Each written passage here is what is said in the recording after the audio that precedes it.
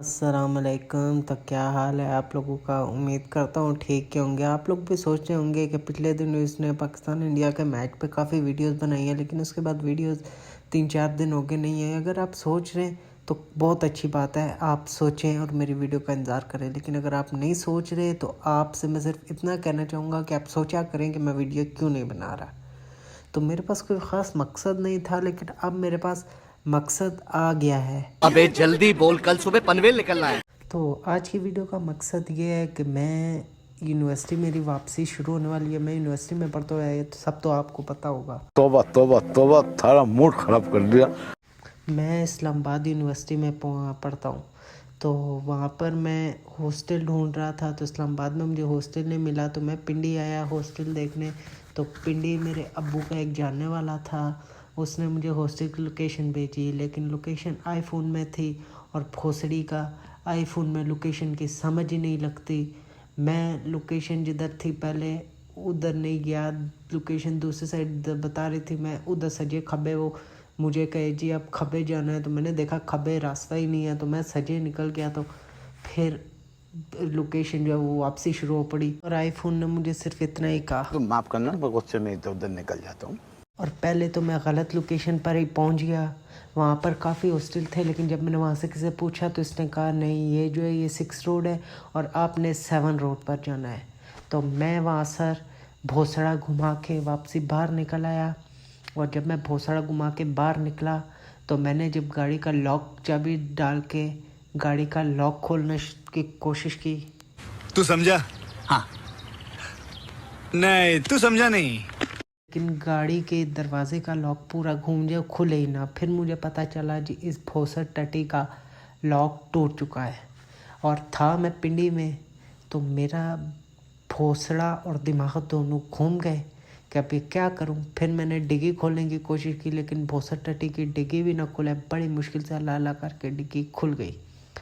लेकिन फिर जब मैंने अंदर घुसने की कोशिश की तो मुझे पता चला मेरा टिड और भोसड़ा दोनों इतने मोटे हो चुके कि वो अब अंदर घुस के लॉक नहीं खोल सकते। काफ़ी लोग देखकर मुझे हंस रहे थे, तो उन लोगों से मैंने सिर्फ इतना ही कहा। अबे साले। और फिर काफ़ी मुश्किल से अपना पेट और भोसड़ा अंदर घुसा के मैं लॉक खोला और मैं फिर आगे से ही जाके लॉक खोला। और फिर जब मैं बैठा और मैंने सही लोकेशन सर्च करने की कोशिश की तो फिर मुझ पर कोई रहमत हुई अल्लाह की तरफ से और सही लोकेशन डल गई। और उसके बाद मैं उस लोकेशन पर पहुंचने की कोशिश में लग गया। अभी मजा आएगा ना भिड़ो। और फिर एक ऐसा मकाम ऐसा आया जहाँ पर मुझे पता चल गया कि गाड़ी आगे नहीं जा सकती, यानी मेरी BMW आगे नहीं जा सकती। तो वहाँ पर फिर मैंने अपनी ऑडी को खड़ा किया और मैं वहाँ से बाहर निकल गया। और फिर मैंने लोकेशन देखकर पैदल चलना शुरू किया।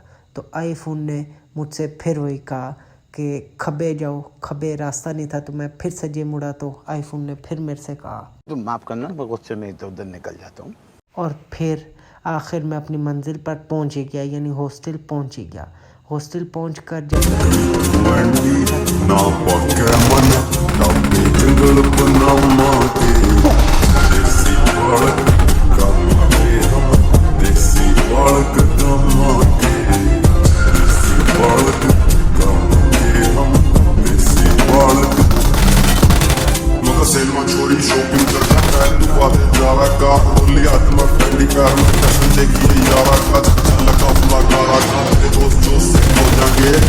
रूम दिखाया और उनने कहा कि ये रूम है, इधर आपको खाने पीने के अलावा सब कुछ मिल जाएगा।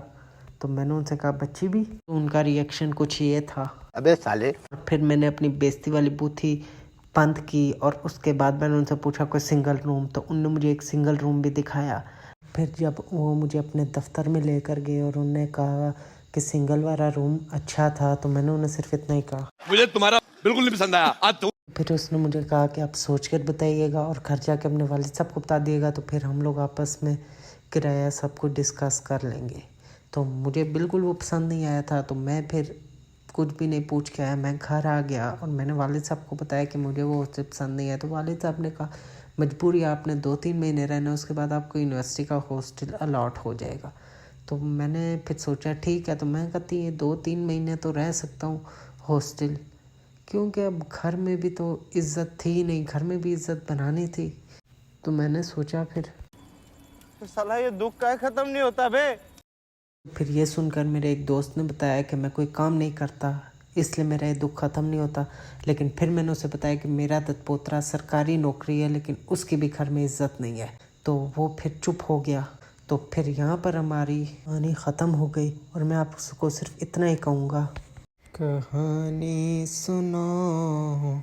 और मैंने फिर जब घर आके अब्बू को बताया कि ना मुझे हॉस्टल पसंद आया और ना मैं कोई डिटेल फाइनल करके आया हूँ, तो उनने मुझे सिर्फ इतना ही कहा, तो जिधर भी जाया है उधर हक के ही आया है। और उनने मुझे नसीहत की कि वक्त ऐसे ना गुजारो कि फेक लगे, बाकी जो तुम्हें ठीक लगे। और उनने साथ मुझे इतना भी कहा कि तुम जिधर भी ऐसा पुठा काम करके आओ, तू समझा? उधर ही तुम्हारे गन बांध दे। नहीं, तू समझा नहीं। और उनने मुझे कहा कि अभी बचपन है तो थोड़े अकल के हाथ ले लो, क्योंकि इसके बाद तुम अकल के हाथ नहीं ले सकोगे।